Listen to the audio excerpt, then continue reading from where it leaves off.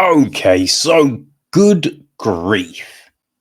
It's now dropped on Netflix. It is written and directed by Dan Levy. He also produces, along with Kate Fennick, Deborah Haywood, and Megan Zemmer. It's executive produced by Stacey Snyder and Carolyn Levy. Music was handled by Rob Simonson. Ollie Bratt Brickeland handles cinematography. Jonathan Korn edits the piece. Jessica Ranan is on casting duties, while Alice Normington production design. Art direction is Talia Eccleston, Etienne Oloweski, and Vicky Stevenson. Sarah Kane is on set decoration. Costume design is Julian Day. And our cast. Well, Marc is played by Dan Levy. His best friends are Sophie, played by Ruth Negga, and Thomas, played by Himesh Patel. Now, Marc has a husband called Oliver, played by Luke Evans. His accountant is Imelda, played by Celia Imrie. Oliver's father, Duncan, is played by David Bradley. Then there are Theo, played by Anud Valus. Luca, played by Mehdi Baki. There's Terence, who is dating Sophie. He's played by Jamal Westman. There's Lily Kane, played by Cataline Diva. Sebastian, played by Yuli Fuller. Remy, played by Noor Bezin. Esme, played by Cyrilie Debrulli. Peter Finley, played by Nigel Lilly. Manu, played by Gabriel Muck. And a performer played by Emma Corrin. I think that's probably our main group. Now, the gist of the film is this: Marc chooses to distract himself from the pain of his mother's death by diving headfirst into a comfortable marriage with a charming, wealthy older man. But when his husband also dies unexpectedly, Marc's world is cracked wide open, forcing him and his two best friends to embark on a cathartic, life-affirming adventure to make peace with all the grief he's been evading. So, yeah, there we go. Now, I don't know, right? Like he's just choose to distract himself from his mother's death by diving into this marriage. I mean, we don't really get that in the film, right? He talks about a few things towards the end, but in the film, we don't see the mother. We don't really have him referencing her death until later on. So I don't really know, right?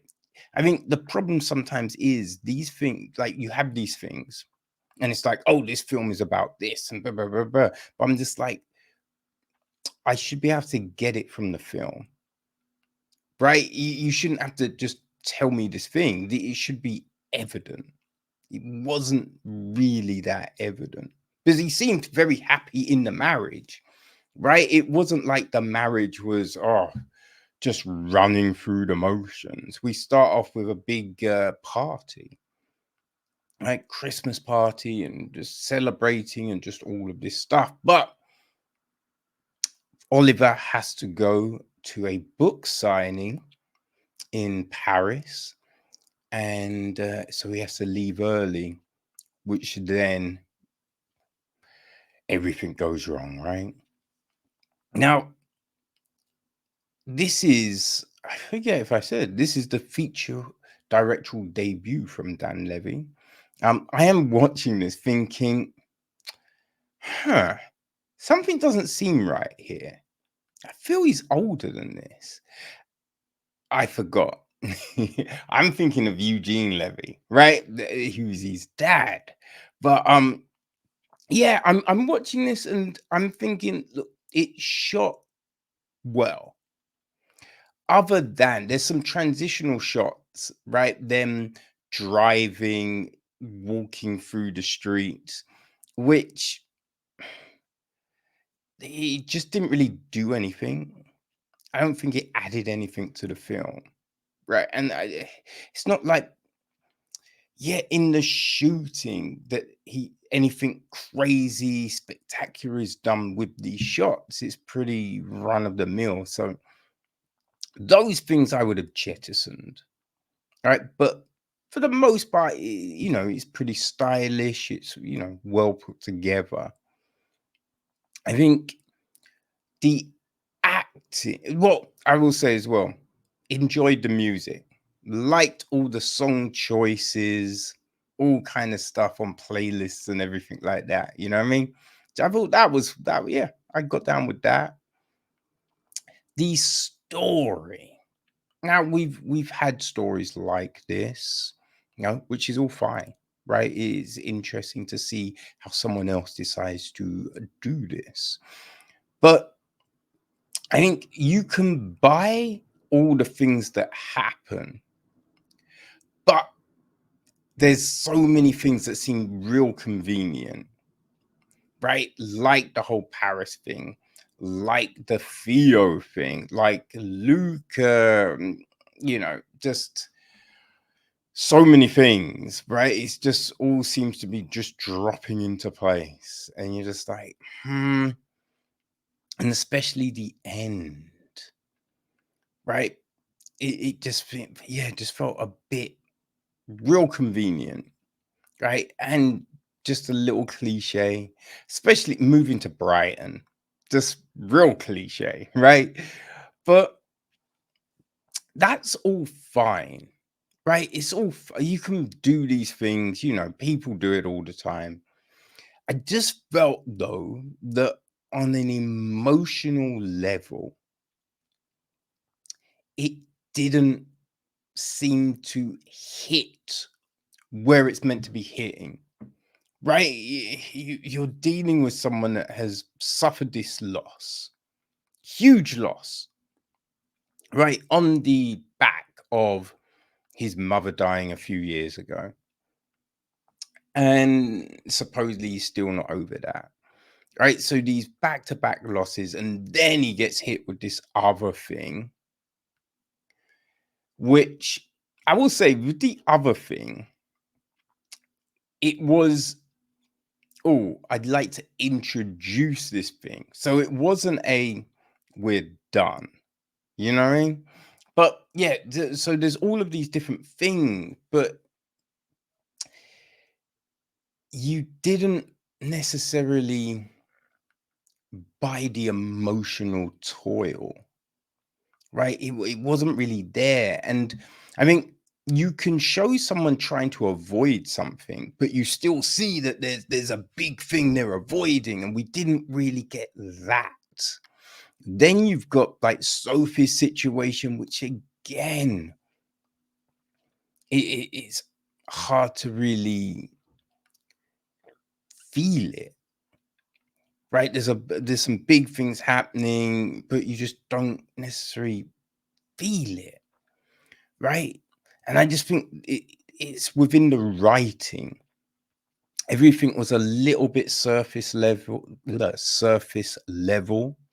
right? With convenient, monologues thrown in, right? There's the whole accountant bit towards the end, right? Real convenient, right? Just this perfectly put together statement.